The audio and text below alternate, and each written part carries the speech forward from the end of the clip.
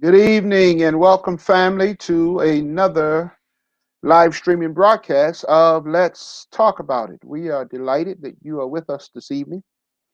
We are just, there's a lot that's been going on. Yes, a lot's been going on, but we are happy that you all are with us this evening to share with us. Listen, tonight we're going to do a push to get your involvement and participation in on the conversation tonight. If you are tuning in with us by way of Facebook, we want you to like this page, share it with your family and friends and coworkers. But then also, we want you to join us in your comments tonight. Now, you need to accept the disclaimer from StreamYard that allows it to put your name up on the screen because we want to be able to share your comments. So please acknowledge the disclaimer from StreamYard. It won't save your email address or anything like that. You won't be contacted. It's just a way to allow you to connect directly with us. That is not just with Facebook, but if you are joining us by way of YouTube, please subscribe to our channel if you have not already done so. And also, we ask that you would click the little bell, the little toggle switch.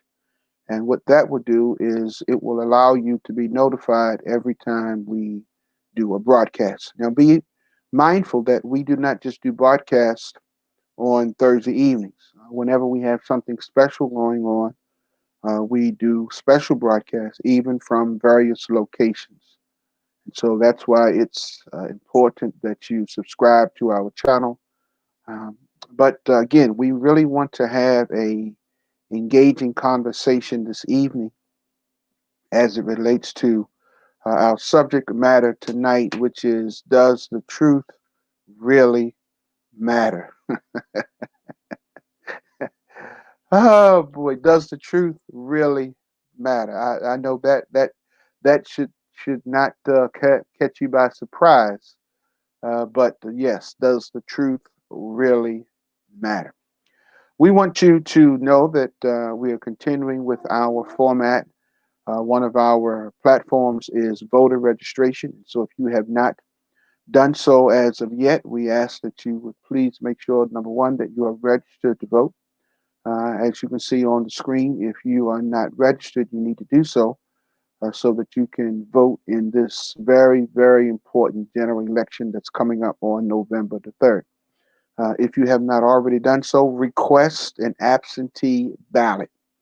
One of the reasons that we ask that you do that, and not because of what number 45 has encouraged folk to do as far as voting twice, which we know is a felony and against the law, but the reason that we're asking you to make sure that you request a absentee ballot now is because if you are planning to vote in person, and if something was to happen and you were not able to, at least you would already have your absentee ballot and you will be able to cast it. But if you don't request one now and you miss the deadline and something happens, then you will not be able to vote and your opportunity will have been diminished. And so we encourage you to request an absentee ballot now. And even if you decide to go to the polls either during early voting or during regular voting on that day, you can just tear up the absentee ballot after you have voted. But nonetheless, we encourage you, please request an absentee ballot today so that you will be in position to vote when voting time comes. Again, we want you to participate with us this evening in our conversation. Participate by way of sharing your comments. Again, please, if you don't mind, accept the disclaimer from StreamYard so that your name and information will be able to be shared when it's submitted to us. Because we want to put your comments up on the screen. We want to have community involvement this evening, as we always do, but even more so this evening in light of our conversation tonight. Does the truth really matter? Once again, we want to welcome our co-host, Dr. Joseph Davis. Dr. Davis, welcome to another edition of Let's Talk About It. Thank you, sir. Thank you for having me. It's good to be back with you again. And we have a lot to talk about, my brother, my brother, my brother. It's, it's boggling my mind, all this going on. You don't think there's a whole lot going on, do you, Dr. Davis? No, I don't think it's a whole lot. I think it's more than a lot. Well, tonight we want to kind of talk about, does the truth really matter? And as you know, a lot's going on in and around our city, our states, our nation. It is just mind blowing, the information that is coming out as it relates to 1600 Pennsylvania Avenue. It's just seemed like one thing right after another, and Yes, sir. I'm not sure, Dr. Davis, just how much we're able to take. Well, I'll be honest with you. It's blowing my mind because I knew he was a crook. I just didn't know how much of a crook he was. I knew he was a liar. I just didn't know how big of a liar he was. And I'm glad it's all coming out. I really am. I've really been praying that the Lord would open the eyes to the people here in America to see this man for who he really is. Because I'm telling you, it's unbelievable. Do you really think it's going to make a difference? I mean, think about it. When he was running for office, so much stuff came out about him, and it didn't make a difference. Do you think maybe it'll make a difference? Well, the thing about it is, I heard somebody say, I believe it was the other day, uh, Donald Trump is so muddy. He has a muddy life. He has a muddy past, and he's just a muddy character. So whatever they find and throw at him, it ain't gonna bother him or his people because he's just full of dirt anyway. Well, all I know is there's a whole lot that's going to come out in the next couple of months, and Yes, sir. not only up until election day, but even after election day, a whole lot more is going to come out, and we'll find out some things that's going to really it's not going to surprise me, but it's going to Right, surprise a lot of people. It's going to surprise right. a lot of people. Well, it is. It's gonna surprise a lot of people, especially those blacks who was really depending on him, who was really supporting him and everything he does. And he even made a statement when he was talking to Bob Woodward that Bob Woodward asked him about the colored people, and he said, "Oh, that don't bother me. I'm not concerned about them." In other words, he can do without you. It doesn't bother him. So I said to myself, man, I mean, I don't know, boy. To me, he's a threat in America. He's really a threat in America simply because when you say military men and those who've been to war, losers and suckers and all that kind of stuff, I mean, I'm like, man, what in the world is he thinking? No, he he And he all, said, he said he didn't say that. huh? He said he did not say that. Oh yeah, yeah, he said it.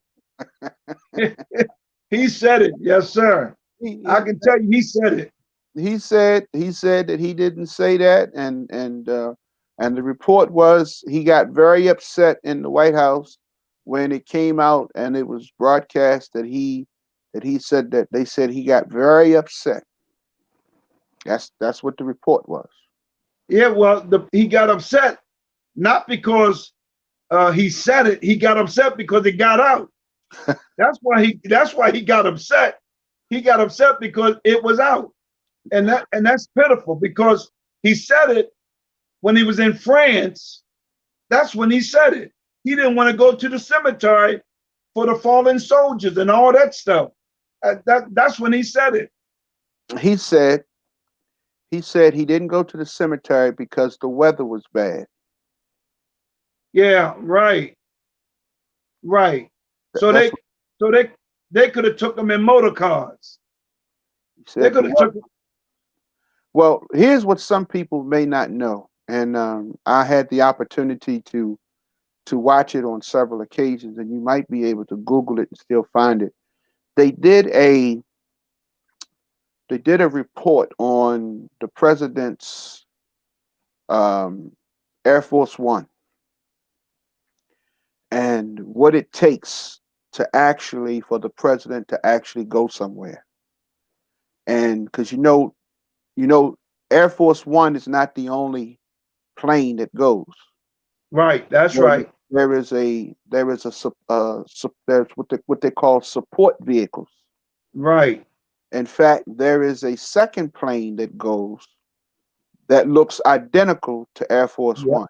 that's right. The only difference is whatever plane the president is on is considered Air Force One. Right. And and then they have another Air Force plane that's a cargo plane Yeah. that goes where they put the three helicopters in. Yep. That goes along with the staff of support vehicles. Yep. Then That's there right. is then there is the plane where his limo goes. Yep. That's right. That's And right. they have two identical limos. Yep. So there is a whole. I can't remember what the total number of vehicles were that's in his motorcade. That every time he goes somewhere, all of those vehicles That's right. have to go with him. That's right. Take a second plane just in case there's a malfunction with the first plane, Yep. so that the president can always stay on his schedule. Now, one of the things that they talked about during that interview, they interviewed the pilots, and the pilots say that they train every day. Yeah. They train every day in all kinds of weather. Yep. They said to them, there's no such thing as bad weather. Right. Their job is to get the president where he's supposed to be on Yep. time. They are trained to fly that plane in hurricane weather if needed. You right. I mean, That's right. I watched the show. I watched Yeah. the I watched the they did a special on it, Yeah. That's right. and it talked about what they actually went through. Now, when I was working uh, just outside of D.C. in Forestville, Maryland, my office was where I could see the runway of Andrews Air Force Base, Right. and I could look out my window and I could watch the plane, Air Force One. I could watch the president's plane take off and land all day long. Right. Doing they would land, touchdown, and go right back up again. They come in, they circle around, they land, they come right back in again. They would do that in the rain. They would do that in the heat. And Yep. I used to marvel at watching the president's planes. And then Yeah. the president would be coming over to go out, and they would fly him over. Most of the times they flew him over in a helicopter, but sometimes he would be in the car, and the three Marine helicopters would fly right over top of the job that I Yep. was That's working right. again because I was right there where I could see Andrews Air Force Base, and so I could see the helicopters fly right over top of they fly right over top of my head. Right. So there's no such thing uh to the president's flight package that there's bad weather. Then there is the question, well, if it was bad weather for them, how is it that the other leaders of country Yep. were able to go to the cemetery? That's right. Or was the weather just bad for him? Yeah. Now the report was that he wanted to stay and watch television. Yeah, That was the report. that's what the report. It was General Kelly, I think, the one that told him, no, you're supposed to show up. All the top officials are supposed to be there to show up because these are representing the fallen soldiers. And he was having a fit. He was having a fit like a 3-year-old child. I don't No, want to go. I don't want to go. listen, listen. I need you all because Dr. Davis is going to get loose tonight, y'all. I need you all to submit your comments. Help us tonight, please. Please submit your comments and so be a part of our audience tonight. You can also share this and start a watch party. But the question tonight is, does the truth really matter? That's the question. Does the truth really matter? Dr. Davis, we are living in a time when it almost appears as if nobody wants to hear the truth. Yeah, well, that's the time we're living in, because you do know the scripture says there's a day that men will receive a lie quicker than they will the truth. They'd rather hear a lie than they would the truth. And that's the time we're living in right now, boy. They don't want to hear the truth. They tell me a lie to me. I don't care. I want to know the truth. That's me. I want to know what the truth is. I want to know what is being said. So tell me, if we got bad weather, lay it on me. If we got a storm coming, lay it on me. Tell me the truth. If I got cancer, lay it on me. I mean, tell me the truth. Don't lie to me. Well, Dr. Davis, it appears everybody don't want to know the truth.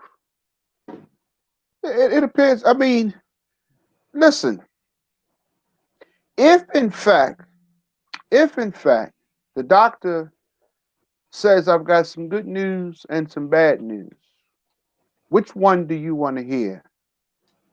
I want to hear both of them. That's right. I want to hear both of them. And that's my saying. Tell me both. Right. I don't want you to decide what I can handle. That's right. Tell me what I need to know, and then that way I can make the appropriate decision. That's right. I mean, just well, I tell you what. Well, What? Go ahead. well, once again, I'd rather know the truth. I'd rather know what's going on. Tell me exactly what it is. That's what I told my sons when they were growing up. I said, no, tell me the truth. I want to know exactly what happened. I want to know what's going on. I can deal with it better if you tell me what's happening. And that's why I told them, if you get pulled over by the police, do what the police say. I can handle and deal with them later, but you be obedient and do what the police say. And once again, by the grace of God, I think my son maybe got, 2 of them got pulled over maybe once. But I'm just saying, tell me the truth. And that's why I tell my sons, tell me the truth. Tell me what happened. Tell me what went on. And that way I can deal with it. I can defend it. I can help you out of it, whatever it is. But give me the truth. And that's the way I am with my doctors. That's how I am with everybody. Tell me the truth. Now, in this situation with this coronavirus, I've been telling folk he knew about it. He knew about it.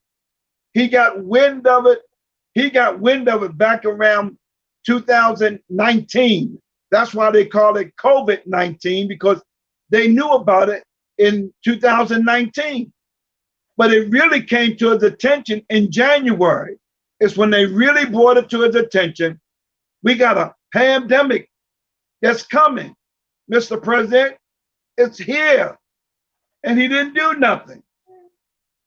He played it off or played it down, whatever you want to call it. He played it down. Is that what? And then all these people died because of this coronavirus. And I mean, I've had loved ones, I've had cousins. I mean, friends of mine died from this COVID-19 because he lied when he should have took drastic measures to deal with it. All He right. said it was terrible than a cold. It was terrible than a flu. It's terrible, and it's airborne. And I mean, he should have been making preparations and all that, but you know. But you do know some of his followers are saying he did the right thing. Wait a minute. Wait a minute. Thank you, Mr. President. Why did you lie to the American people, and why should we trust what you have to say Such now? a terrible question, and the phraseology. I didn't lie. What I said is we have to be calm. We can't be panicked. I knew that the tapes were, these were a series of phone calls that we had, mostly phone calls. And Bob Woodward is somebody that I respect just from hearing the name for many, many years, not knowing too much about his work, not caring about his work. But I thought it would be interesting to talk to him for a period of, calls. So we did that. I don't know if it's good or bad. I don't even know if the book is good or bad. But certainly if he thought that was a bad statement, he would have reported it because he thinks that, you don't want to have anybody that is going to suffer medically because of some fact. And he didn't report it because he didn't think it was bad. Nobody thought it was bad. Wait a minute. And your question, the way you phrase that is such a disgrace. It's a disgrace to ABC Television Network. It's a disgrace to your employer. And that's the answer. You ready? Because I love. Of course I didn't. Of course I didn't. It was deadlier than the flu, and then you went out and told the American public that this was just like the flu. We've had flu years. You told everybody else something else. No, and 5 times, right? 5 times. You ever hear the expression 5 times? We've had flu years where we lost 100,000 people. The flu is a very serious problem for this country also, and we've been losing them. Scott, what kind of a number have we lost over the years with flus? Into the hundreds of thousands. Well, I mean, the last 5 years have been something like 35 to 80,000 per year, every year, even with antiviral drugs. And even with flu is a very serious problem also. But just so you know, this is worse than the most deadlier than the most strenuous flu. Okay. And then you went out and said it's just like the flu. What I went out and said is very simple. Listen, what I went out and said is very simple. I want to show a level of confidence, and I want to show strength as a leader, and I want to show that our country is going to be fine one way or the other. Whether we lose one person, we shouldn't lose any, because this shouldn't have happened. This is China's fault. This is nobody's fault but China. China should not have allowed it to happen. Whether you have one person, 180,000 people, or 2.5 or 3 million people, which it could have been very seriously if we didn't make the moves. And when you look at the opposition, where they said, oh, why did he put the ban on? Dr. Fauci said we saved hundreds of thousands of lives by putting the ban on China and then ultimately putting the ban on Europe. There was no lie here. What we're doing is we're leading, and we're leading in a proper way. And if, frankly, somebody else was leading it, they wouldn't have closed it. If you look at Nancy Pelosi, you look at Cuomo, you look at de Blasio, you look at Biden, months later, they said there's no problem. They're talking about me. Months later, and before any statement was made, you have to remember, I put the ban on China. So obviously, outwardly, I said it's a very serious problem. And it's always a serious problem. That doesn't mean I'm going to jump up and down in the air and start saying, people are going to die, people are going to die. No, I'm not going to do that. We're going to get through this. And we're right now, I hope, really think we're rounding the final turn. And a lot of good things are happening with vaccines and with therapeutics. But there's no lying. And the way you asked that question is very disgraceful. Well, Dr. Davis. Man, you going to make me come through there and whip that man behind, boy. I mean, all that lie he said up and talked about. Did you hear all that bull crap? The biggest I know issue. we got people on the line. I'm trying to be nice. But boy, I wanted to come in there and smack the crap out of that lying joker. He said, You hear all them lies he told standing up there? Dr. Davis, he said he didn't lie. He said he didn't lie. That's what he said. He said he told you 5 times. He told you 5 times that it was bad. That's what he said. He said 5 times. Do you tell 5 times? That's what he said. How many lies have he told since he been president? I think last count was over 10,000. Yeah. Yeah.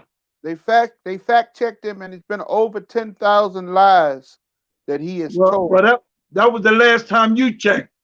That was the last time. It's over 22,000 lies he done told in the 4 years he been president. Well, he hasn't been 4 years. 22,000. It hasn't been 4 years yet, Joe. It's only been 3 years and a few months. It hasn't been quite 4 years yet. Well, he done told 22,000 lies in 3 years and whatever months it is. And you think I'm gonna believe him talking about he didn't lie? Well, he said he did not want the people to panic. That's what he said. He didn't want to tell you how bad it was because he didn't want the people to panic. But what is he doing when he get up there and he tell people that they're going to take over your neighborhoods and they're going to be coming into your suburbs and they're going to be living next door to you and your property going to drop and all this kind of stuff? I mean, listen to the mess he's telling. He's causing panic when he tell those white folks, white suburban women, that we coming into his neighborhood and we're going to mess things up and all that kind of crazy stuff. I mean, this man, he just keep lying and lying and lying. And you know what the Bible says in Proverbs 6, don't you? What did it say, Joe? Tell me what it say. It says, God hate a lying tongue. What? That's what it says, brother. That's in the book? That's in the book in Proverbs 6. It says, God hate a lying tongue. Wow. And that's why he made it known in Revelation, every liar will have his part in the lake of fire. What? That's right, my brother. That's what it says. I can see Trump in hell now, jumping and screaming. Right now? Yeah, boy. Well, Dr. Davis, I tell you, it is simply amazing. I want to hear from our viewers, please, y'all. Please send us some comments. I want to hear from our viewers. I got something else I want to show you. Are you ready for this? Dr. Davis? Yes, sir. I want to show you something else. I just want to know if you're ready for what I'm about to show you. It is amazing. Yes, sir. I'm ready. I'm sitting down. You sitting down? I'm sitting down. You sitting down? You sure you sitting down? I'm sitting down, brother. All right. Okay. All right. I want you to watch this. I want you to watch this. Now, this is the reason that I'm showing it is because I don't want anyone to think that that this is me talking. Right. I want you to hear this. Its decision to take over from President Trump's personal lawyers, stepping in to represent him in a lawsuit filed by New York author Jean Carroll. She sued him for libel after he publicly denied her claim that he sexually assaulted her during the 1990s. Her lawyer calls the latest move shocking, blasting what she calls, quote, Trump's effort to wield the power of the U.S. government to evade responsibility for his private misconduct.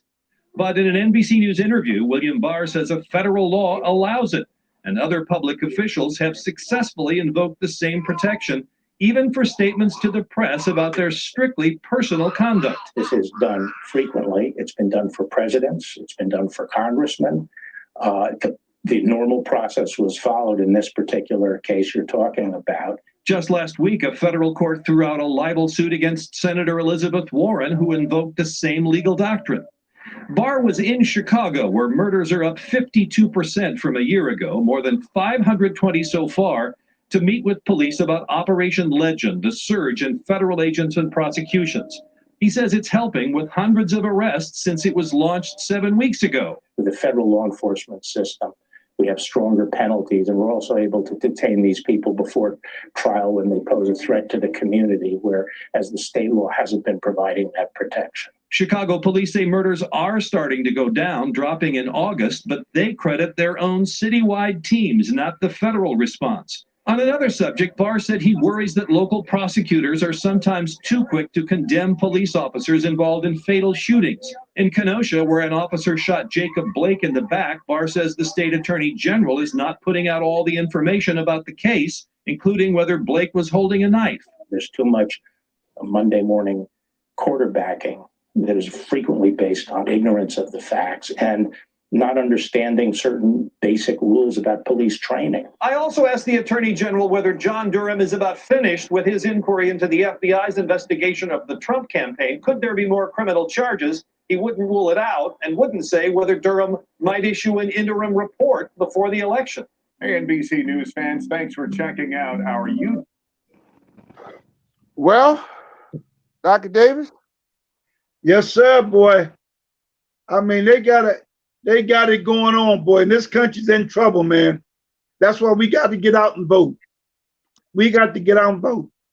I want you to think about how much taxpayer money is being spent to defend Donald Trump and his actions of wrongdoing and improprieties and all of that kind of stuff. The taxpayers. Yes, sir. Taxpayers are footing the bill. That's right. That's right.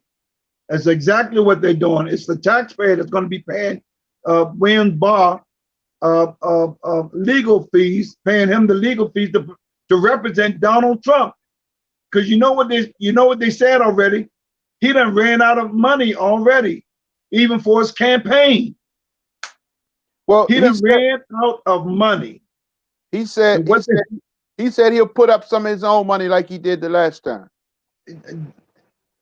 That's a lie. You're not saying that that's another lie, are you? Yes, sir. That's a lie. That's another one. They were talking before. They was championing and touting how much money that the Republican Party had. They had all of this money, and they were so far ahead of the Democrats in fundraising and all of that kind of stuff. And now it came out that they have frivolously spent money. Yes, and now, you know, here it is when they come down the home stretch, they are low on funds. Yes, sir. Yes, sir. Because Donald Trump and that little Trump and that other little Trump, they all getting that money, brother. They putting it away somewhere. They said, no, we ain't gonna turn this money back in. We gonna hide it. Even Melania, whatever his wife's name is, you know that they raised $107 million. And they trying to put it on the girl. They trying to put it on the girl who did the catering, they set everything up for them. They're trying to say that she stole the money and she got a book out now talking about, no, I didn't see that money. I'm telling you, they putting that money away. They're saying that a lot of that money went to Trump corporations because a lot of the events that they were having was being held at his places of establishments. So Yeah, right. his corporation and his company was getting money from the Republican Party because they were hosting the events. It is literally crazy. It is insane. Yes, sir. That the leaders in the Senate, the majority, the Republicans, Yes, sir. not only in the Senate, but in the Congress, are not standing up and raising hell and jumping and shouting about this. I mean, they're just so terrified of this joker that they just refuse to say anything. I want to know Does the truth really matter anymore? That's what I want to know. I want to know. Does it really matter? Brother, we living in a time, I don't think it mattered to some folk. I really don't. What are your people saying online? Well, listen, I'm gonna show you. Sister Wiley said, like you said, Proverbs 6 and 17. Can you see it? Yeah, I see it. Yeah. God hates. A God hates. lying tongue. That's lying. right. That's what Sister Wiley showed, and another viewer from Facebook said, "I know that's right." So the viewers are commenting. You know, it is amazing to me the number of false statements that are being made, not just by the president, Right. not by the attorney general. Did you hear when he said about the case about the young man that got shot 7 times in the back? He said that he may have had a knife in his hand. Right. If he had a knife in his hand and they let him walk from the passenger side of the vehicle all the way around to the driver's side, it was clear he didn't have no knife in his hand. Exactly. Come on now, how can you Exactly. make that kind of a statement? Yep. And they say you hear what Boss said, right? There are too many Monday morning quarterbacks. Oh. No, we're not a Monday morning quarterback because my eyes don't deceive me. Not when a man walks from the passenger side, just like you said, right over to the driver's side, and he ain't got nothing in his hand at that moment, and you're gonna shoot him in the back. I mean, They said he was armed. They said he was armed, Dr. Davis. He was armed with a tongue that he could talk and say, "Get off of me." Well, you know, the Bible says the tongue is a deadly weapon. They was afraid. That's all. That's what the book says. That's what the book says. I am concerned. I tell you what I'm concerned about. I'm concerned that the church at large is too silent about issues that are going on in our community. That's one of the things that really has me concerned when the Bible declares that we should, as the church, as the ecclesia, as the called out, the Bible says that we should speak out. Right. That's what the Bible says. That's right. And what concerns me, Dr. Davis, is that the church at large is being silent, is being quiet at a time when we should be speaking up and should be vocal. Right. I talked to some clergy, and to me it just seems like they're saying, well, they don't want to get involved. And I'm saying, how can you not want to get involved when your parishioners and their family members and your family members' lives, health, wealth, education, community, resources, all of that is at stake. Yes, sir. And we have the audacity to say that we don't want to get involved. I mean, yes, sir. Didn't the scripture say, "Woe unto them who are at ease in Zion"? That's what it says, brother. I mean, we have become comfortable and brightening the corner where we are. That what happens to my brother, we are no longer concerned about. That's right. But see, the problem is with the church is we don't want to go against the king because the king is feeding us with the 501c3 tax exempt. And I might lose my tax status if I go against the king. If I go against the man who's protecting me with my tax 501c3, I might lose it. I might lose my status. And that's the problem that these people have, because some of these churches are in the pocket of the government, because the government have given them money. Dr. Davis, that is almost the same as saying that folk are being bought off. Is that what you're saying? Brother, that's what I'm trying to say. I would tell you like the first Bush in president. I would tell you like he said, read my lips. But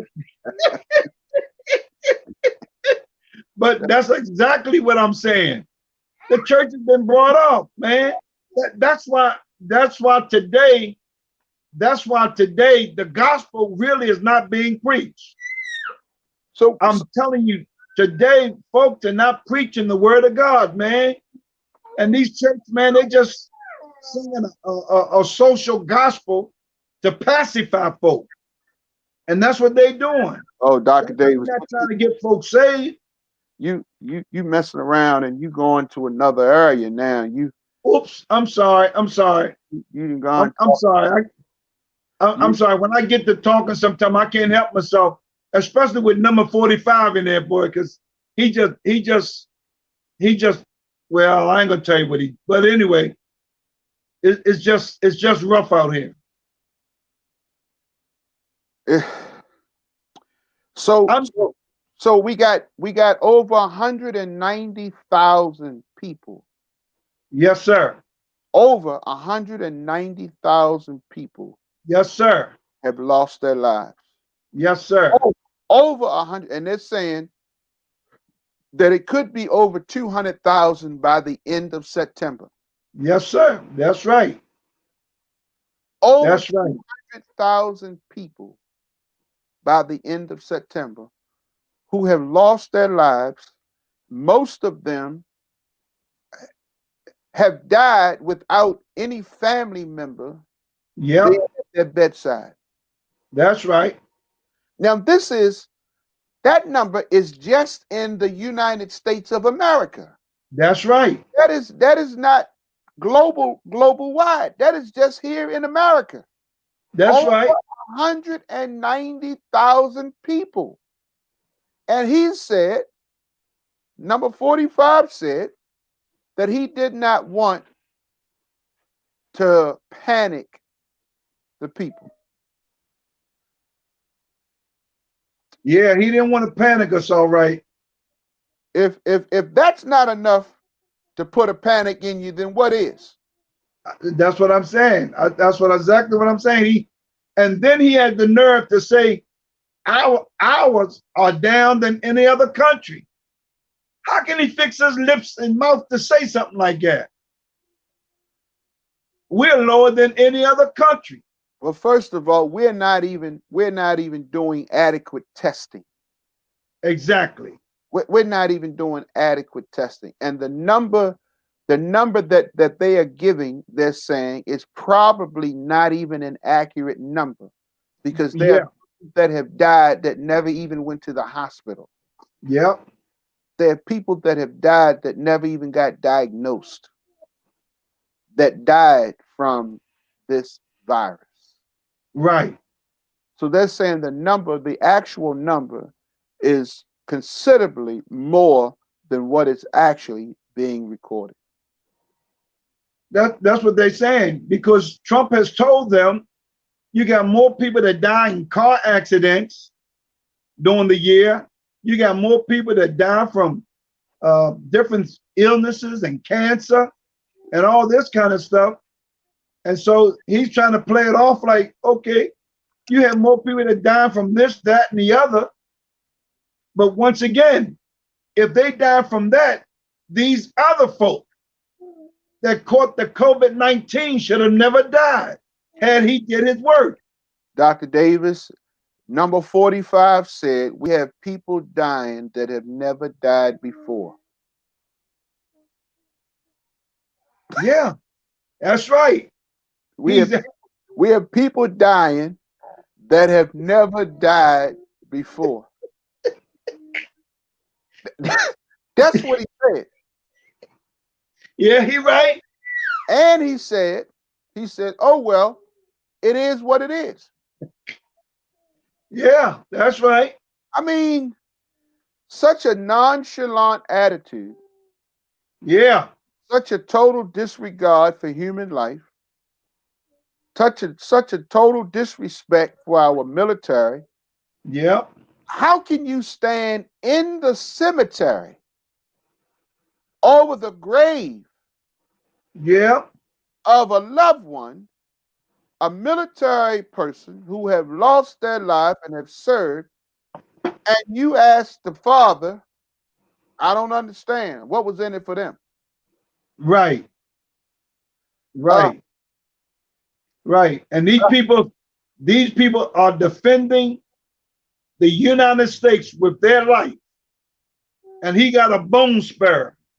And he couldn't go into service. That's the way he ducked the draft. Because he had a bone spur between his two ears. Dr. Davis, Dr. Davis, Dr. Davis. I don't mean to get off, brother. I can't help it.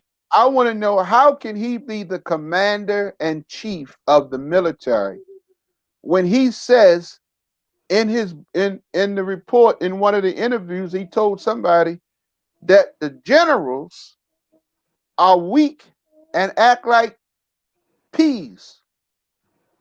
Yep. I don't want to use the word, but that's what was recorded, that he said that they're weak and they act like peas. Yep. And then he talked about those who were serving in the military, and he's the one that's the commander and chief. How Yep. do soldiers follow a commander in chief that outwardly talks about them, degrades them, and called them suckers, and what's the other word he called them? Losers. Losers. Losers and suckers. That's Yep. the words from the commander in chief of the great military in this yet to be the United States of America. But did you hear the latest? Did you hear the latest? What's the latest, Dr. Davis? The latest was, he said, anybody that said something like that is an animal. He said That's that? what he said. Anybody that says anything like that is an animal. And I wanted to tell him, like Jonathan told David, thou art the man. Well, he say he's religious. Huh? He said he's religious. The evangelicals say he's all right with them. Man, I'm trying to not cuss, Mason. I'm trying to hold my composure. Don't let me start on the evangelicals and all them. Man, please, brother. It's a mess. Because the evangelicals, they done split. They done got fed up with them because they see all the lies and all the deception and all the deceitfulness and all this stuff and they said that they made a mistake in 2016. They should have never went with it. It was Franklin Graham who pushed it, Jerry Falwell Jr. who pushed it, all these evangelicals, and they said it went against the moral teaching and the spiritual guidance that they grew up with. And they I'm telling you, they were just upset about the nonsense that has gone on, and they said they can't deal with it no more. And so they split. Yeah, they split. They have a evangelicals done split. They have a difference of opinion. They have a difference of opinion. But yet they're going to still back him. They're going to still back him in November. Some of them are, I'm sure, but some of them not. Some of the younger evangelicals say they're not doing it. Franklin Graham, I think he's pulling it, and the Jerry Falwell Jr., I guess he's probably pulling it, and some of those other guys. But the younger crowd, they say no, they're not doing it because once again, this man does not have any spiritual understanding, no moral guidance. They just saying he's just not the man. Well, he has broken so many laws. Yes, sir. In and around the White House and all of those who are loyal to him that have been convicted and sentenced, most of them he has forgiven them and given them a pardon. Yeah, that's what they saying. Now, this is the scenario. This is the scenario that they talking now, because if the election is close, Trump is going to not concede. He's not going to give over and everything. So if it happens in November, sometime 2 weeks after November, he's not going to concede. But if he just outright loses, if he outright lose the election, they said what he's going to do, he's going to step down at the end of the year so Pence can pardon him of all the crimes that he ever done, whatever. That's Huh? that's the latest plan. Yeah. See, if he lose by a landslide, they said that what he's going to do is, if he lose by a landslide, what he's going to do, he's going to step down at the end of the year, make Pence the president for that moment, so Pence can pardon him.